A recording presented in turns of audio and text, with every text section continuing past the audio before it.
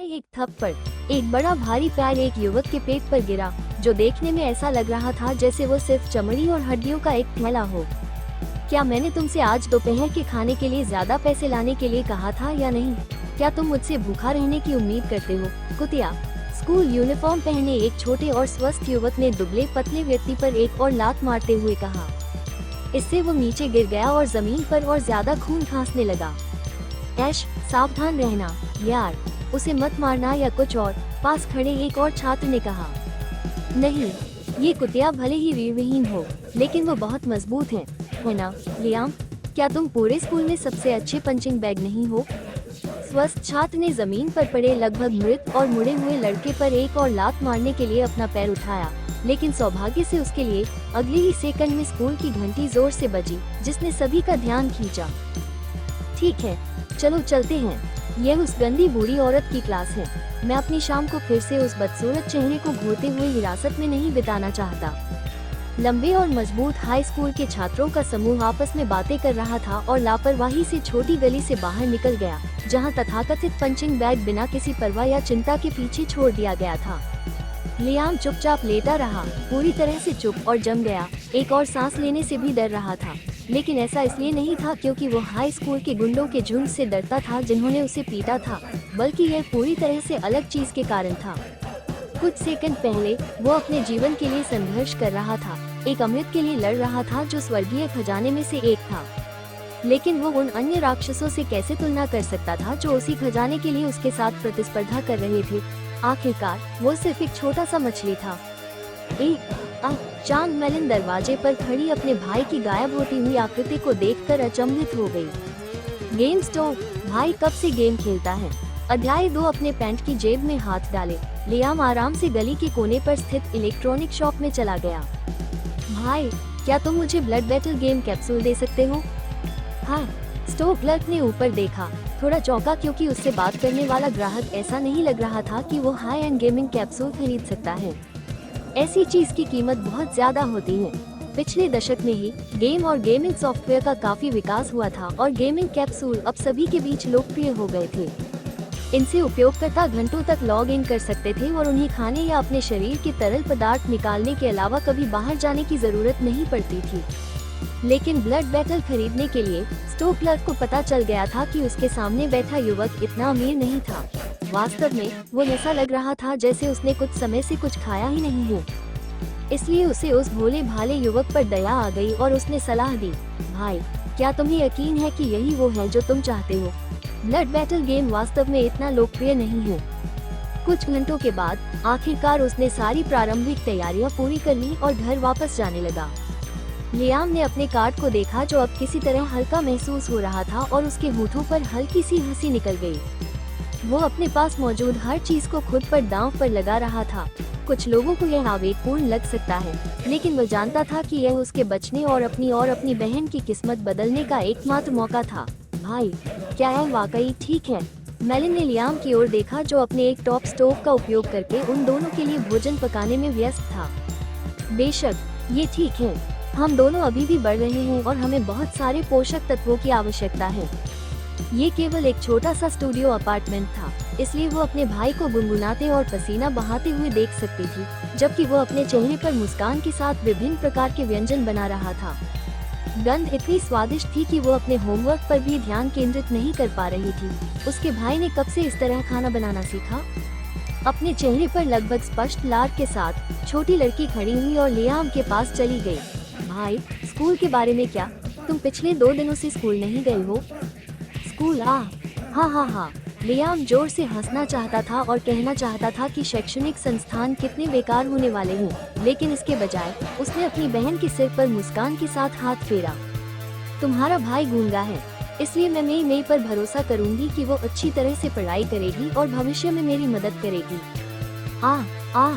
ऐसा मत कहो भाई, छोटी लड़की ने मुंह फुलाते हुए कहा। फिर दोनों भाई बहनों ने मजाक किया और दावत में शामिल होने से पहले थोड़ी देर बातें की। लियाम को इस तरह के भोजन का आनंद लेने में काफी समय हो गया था। वो अपने पिछले जीवन में एक सनकर की तरह रहता था। वो अपनी बहन का भरण पोषण करने में कमजोर था और अंत में जब भयानक चीजें हुई तो वो उसे बचा भी नहीं सका। वो इस बार उन सभी चीजों को कभी नहीं दोहराएगा। एक ठंडी चमक दिखाई दी और फिर गायब हो गई। उसके होंठ फिर से मुस्कुराहट में बदल गए। लियाम ने एक गहरी सांस ली और चिल्लाया, मैं वापस आ गया हूँ। उसे बिल्कुल भी चौंकाए बिना अचानक उसके पीछे से एक आवाज आई और वो तुरंत परिचित शब्दों को सुनने के लिए घूम गया। स्वागत है पृथ्वीवासी, मैं एलिना हूँ। मैं आज के लिए तुम्हारी गाइड बनूंगी। अपनी पीठ पर 2 चमकदार गुलाबी पंखों वाली एक छोटी परी ऊपर नीचे उड़ रही थी, स्वाभाविक रूप से हवा में उड़ रही थी। दूसरी ओर लियाम जानता था कि वो वर्तमान में केवल परी के जादू की बदौलत दुनिया के ऊपर उड़ रहा था। ये रिवॉल्यूशन ऑनलाइन हो, एक नया और रोमांचक गेम। क्या आप हमारी दुनिया में एक साहसी बनना चाहेंगे? एलिना ने अपने पंख फुड़फुड़ाए और एक प्यारी सी मुस्कान के साथ पूछा, जिससे उसके गालों पर डिम्पल दिखाई दे रहे थे। मैं सहमत हूँ, लियाम ने बस जवाब दिया। हालांकि यह एक सरल प्रश्न था, लेकिन वह जानता था कि यह वास्तव में एक बहुत ही औपचारिक सहमति थी जो इस खेल या बल्कि इस दुनिया में प्रवेश करने के इच्छुक सभी लोगों से मांगी गई थी। उसके पिछले जीवन में ऐसे भी उदाहरण थे जहां कुछ लोगों ने मना कर दिया और परिणामस्वरूप उन्हें 1 और महीने के लिए खेल में प्रवेश करने की अनुमति नहीं दी गई। तब तक खेल में बहुत तेजी से उछाल आ चुका था और जो लोग 1 महीने से देरी से आए थे वे केवल अपनी कड़वी सच्चाई को निगल सकते थे और धूल में रह गए, हमेशा के लिए पिछड़ गए। इसके अलावा इस खेल में अलग अलग अवतार बनाना या अपना रूप बदलना संभव नहीं था। वास्तविक दुनिया की हर चीज सीधे खेल में दिखाई देती थी और हर किसी के पास खेल खेलने का केवल एक ही मौका होता था। हालांकि वो इधर उधर भटकने और खोज के लिए भीख मांगने की जहमत नहीं उठाता था। वो सीधे नौसिखिया गांव से बाहर चला गया जब तक कि भीड़ कम नहीं हो गई और कोई और हंगामा नहीं हुआ। ठीक है, पहले मुझे अपनी स्थिति स्क्रीन देखने दो। लियाम नौसिखिए गांव के ठीक बाहर एक चट्टान पर बैठ गया और अपनी स्टेटस स्क्रीन खोली। उसके बगल में कुछ लोग पहले से ही खरगोशों और गिलहरियों से लड़ रहे थे जो शुरुआती स्तर के जानवर थे। हालांकि लियाम जल्दी में नहीं था। वास्तव में उसने अभी कोई अनुभव अंक हासिल करने की योजना नहीं बनाई थी। उसने शांति से अपनी स्टेटस स्क्रीन खोली और सबसे पहले चीजों पर नजर डाली। नाम चांग लियाम, प्रजाति मनुष्य, लिंग पुरुष, स्तर 1 0/200, शीर्षक NA वर्ग, NA स्वास्थ्य 10/10, मन 10/10, सहन शक्ति 2, बुद्धि 2, शक्ति 2। लियाम ने नोटिफिकेशन को घूरते हुए यह नहीं सोचा कि हंसे या रोए। हालांकि शीर्षक थोड़ा बहुत घर के करीब था, फिर भी वो छोटे से सरप्राइज बोनस से खुश था। उसने व्यंग्यात्मक ढंग से हंसते हुए पॉन शॉप छोड़ दिया। लियाम ने 100 सोने के सिक्कों वाली छोटी थैली को पकड़ा और पॉन शॉप से बाहर निकल गया। थैली उसके हाथ पर भारी थी। वर्तमान में खेल में लोग अभी भी तांबे के सिक्कों के लिए सौदेबाजी कर रहे थे, जबकि उसने पहले ही 100 सोने के सिक्के उधार ले लिए थे। मुद्रा का मूल्य बहुत जटिल नहीं था और बहुत सीधा था। 100 तांबे के सिक्के 1 चांदी के सिक्के के बराबर थे और 100 चांदी के सिक्के 1 सोने के सिक्के के बराबर थे। सोना सबसे बड़ी मुद्रा थी और अधिक मूल्य की वस्तुओं और उपभोग्य सामग्रियों का अक्सर सिक्कों के बजाय रत्नों में कारोबार किया जाता था। प्रत्येक रत्न का सटीक मूल्य अलग अलग था और वे आमतौर पर कई सौ से लेकर हजारों या उससे भी अधिक संख्या में सोने के सिक्कों के बीच होते थे। इसलिए सब कुछ देखते हुए 100 सोने के सिक्कों जैसी राशि एक लेवल 1 चरित्र के लिए एक खगोलीय राशि थी। हालांकि लियाम आत्मविश्वास से एक के बाद एक सड़क पर कूदता गया और शहर भर में भागता रहा। केवल तब रुका जब वो परिचित व्यापार भवन में पहुंचा। वो अंदर चला गया और खुली खिड़कियों में से एक के पास गया। हाय, मैं एक क्राफ्टिंग रूम किराए पर लेना चाहता हूँ, लियाम ने बिक्री प्रतिनिधि से पूछा। महिला ने सिर हिलाया और डेस्क के नीचे से एक पदक निकाला। ये 10 सिल्वर होगा। डिंग, स्वास्थ्य -1। खतरे की सूचनाएं तुरंत पॉप अप होने लगी, लेकिन लियाम ने इत्मीनान से खुद को कढ़ाई में आराम से बैठा लिया। हालांकि यह एक बहुत बड़ा बर्तन था, फिर भी उसके लिए अपने पूरे शरीर को उबलते लाल तरल के नीचे डुबाना उसके लिए असुविधाजनक था। लियाम ने अपनी स्थिति स्क्रीन खोली और देखा कि उसका स्वास्थ्य धीरे धीरे एक एक करके गिर रहा था और ये देखते हुए कि उसके पास वर्तमान में केवल 10 स्वास्थ्य बिंदु थे, उसने अपनी सांस रोक ली और स्क्रीन को घूरता रहा, भले ही उसे परिणाम के बारे में निश्चित था।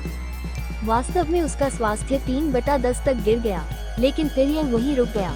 उबलता पानी अब उसके शरीर को ठंडा और तरोताजा महसूस करा रहा था। विभिन्न सार तत्व अच्छी तरह से एक साथ मिल रहे थे। जैसे जैसे समय बीतता गया, कड़ाही में तरल का गहरा गहरा लाल रंग धीरे धीरे फीका पड़ने लगा।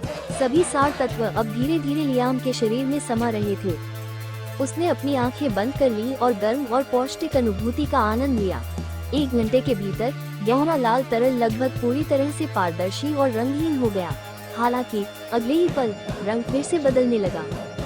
साफ और स्वच्छ पानी अब धीरे धीरे मैला होने लगा और उसके ऊपर काली तैलियां गंदगी तैरने लगी। और आश्चर्यजनक रूप से लियाम खुद इस गंदगी का स्रोत था। उसके छिद्रों से हरा काला चिपचिपा तरल पदार्थ रिस रहा था। विभिन्न जड़ी बूटियों और हड्डियों के सार को अवशोषित करने के बाद उसके शरीर ने मांस और हड्डियों के भीतर मौजूद अशुद्धियों की प्रचुर मात्रा को बाहर निकालना शुरू कर दिया। जल्द ही पूरा कड़ाही काले रंग का हो गया और पानी एक गाढ़े तेल में बदल गया। उफ, मैं बदबू मार रहा हूँ। लियाम ने अपनी नाक को चुटकी में दबाया और कड़ाही से बाहर निकल गया, क्राफ्टिंग रूम के फर्श पर गंदगी को देखते हुए। प्रत्येक कमरे में एक संलग्न स्नानघर और शौचालय था, इसलिए वो सीधे शॉवर में चला गया। जब तक वो साफ और तरोताजा महसूस नहीं करने लगा, तब तक खुद को रगड़ता रहा। हालांकि वो अभी भी हड्डियों के एक थैले की तरह दिख रहा था, लेकिन अब उसके शरीर में एक स्वस्थ चमक थी और उसकी त्वचा पर एक भी दाग नहीं था। उसके चेहरे पर मुहासे और झाइयां भी गायब हो गई थी, जिससे वो साफ सुथरा दिखने लगा था। उसने जंग लगी तलवार को वापस अपनी इन्वेंट्री में रख लिया और फिर धीरे धीरे हरकतें करने से पहले एक गहरी सांस ली। अरे, आखिर वो कौन है? क्या वो इन अजीबोगरीब पोज को करके ध्यान आकर्षित करने की कोशिश कर रहा है? यार, योगा क्लास 3 स्ट्रीट नीचे है, वहाँ जाकर अपनी बिल्ली और गाय की पोज करो। कितना शर्मनाक है। तुम्हें अभी गेम अनइंस्टॉल कर देना चाहिए। क्या कमीना है, देखो उसकी त्वचा कितनी साफ है। मुझे लगता है कि वो किसी लड़के के लिए सबसे नीचे है। हालांकि लियाम ने उन तानों को सुना भी नहीं जो उस पर और उसके काम पर लक्षित थे। शरीर से अशुद्धियों को दूर करने के लिए औषधीय जड़ी बूटियों और जानवरों के सार का उपयोग करना केवल बुनियादी शुरुआती कदम था। अपने शरीर को सही मायने में संयमित करने और इसे मैना का उपयोग करने और अवशोषित करने के लिए एक आदर्श बर्तन बनाने के लिए अभी भी बहुत सारे कदम उठाए जाने बाकी थे। और सभी चीजों के बीच लियाम ने पहले इस विशेष पर ध्यान केंद्रित करने का फैसला किया था और रे 2 देवियों द्वारा उठाए जाने के इस सुनहरे अवसर को खोना नहीं चाहता था। इसलिए वो इस नई और रहस्यमय दुनिया का पता लगाने के लिए उनके साथ चला गया। तीनों ने आपस में बातचीत की और जल्दी से बोनस आंकड़ों के लिए रटना छोड़ दिया और अपनी कक्षा चुनने के लिए प्रशिक्षण हॉल में चले गए। खिलाड़ी स्तर 1 से शुरू करके किसी भी समय खेलने के लिए एक विशिष्ट वर्ग का चयन करने में सक्षम थे, लेकिन एक बार जब वे एक वर्ग का चयन करते हैं तो उनके चयन को पूर्ववत करना या एक नया चुनना संभव नहीं था, क्योंकि एक वर्ग का चयन करना स्टेटस स्क्रीन पर एक विकल्प को टैप करने जितना आसान नहीं था। जैसे ही तीनों प्रशिक्षण हॉल में चले गए, प्रशिक्षक अचानक अपनी सीट से उठ खड़ा हुआ, जिससे तीनों खिलाड़ी वहीं रुक गए। वे उत्सुकता से प्रशिक्षक के व्यवहार को देखने के लिए मुड़े, क्योंकि मध्यम आयु वर्ग के व्यक्ति ने इस दौरान कोई हरकत नहीं की थी, सिवाय अपनी कुर्सी पर वापस बैठने और सभी नए खिलाड़ियों को नीचे देखने के। तुम लोगों को क्या लगता है कि क्या हो रहा है? रे ने पूछा, जब उसने प्रशिक्षक को प्रशिक्षण मैदान के दूर कोने की ओर जाते हुए देखा, जहां जोकर अपने डांस मूव्स कर रहा था। शायद ये किसी खोज के लिए किसी तरह का ट्रिगर है, मिया ने सुझाव दिया।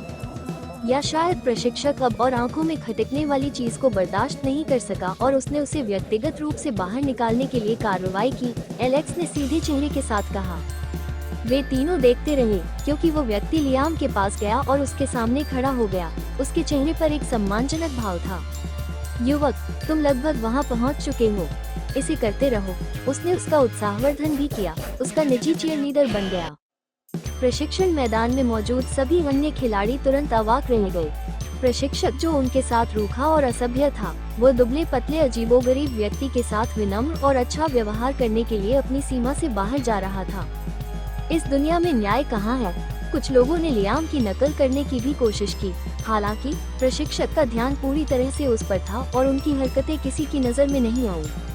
उसने बार बार क्लास स्क्रीन को खोला और लियाम के सामने शेखी बघारी, हर बार उसे इधर उधर पटकते हुए, जबकि बाद वाला उसे असहाय होकर देख सकता था, क्योंकि वो एक ही क्वेस्ट के कारण शक्ति में बढ़ रहा था। लेकिन अब लियाम ने सफलतापूर्वक अपना पहला कदम उठा लिया था। वो किसी और की किस्मत छीनने और उसे अपना बनाने में कामयाब हो गया था। वरिष्ठ, आपकी ओर से बदला लेना मेरे लिए सम्मान की बात है। लियाम के होंठ ऊपर की ओर मुड़े और एक बड़ी मुस्कान के साथ तुरंत झुककर खोज को स्वीकार कर लिया। बिना किसी और प्रतीक्षा के उसने छोटी शीशी खोली और उसमें से सारा पानी अपने मुंह में खाली कर दिया और एक एक बूंद गटक ली। शिला। तुरंत हवा का एक तेज झोंका आया और तेज आवाजें गूंजने लगी, जिससे प्रशिक्षण मैदान पर मौजूद सभी लोग चौंक गए। कुछ खिलाड़ी तो डर के मारे भागने भी लगे।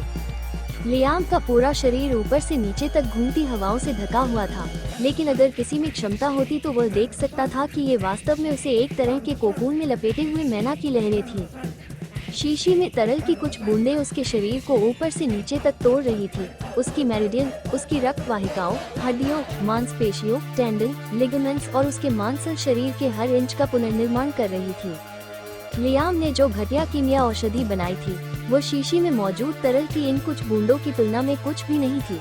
एक तो बेकार थी, जबकि दूसरी स्वर्गीय अमृत थी, हालांकि निम्न श्रेणी की।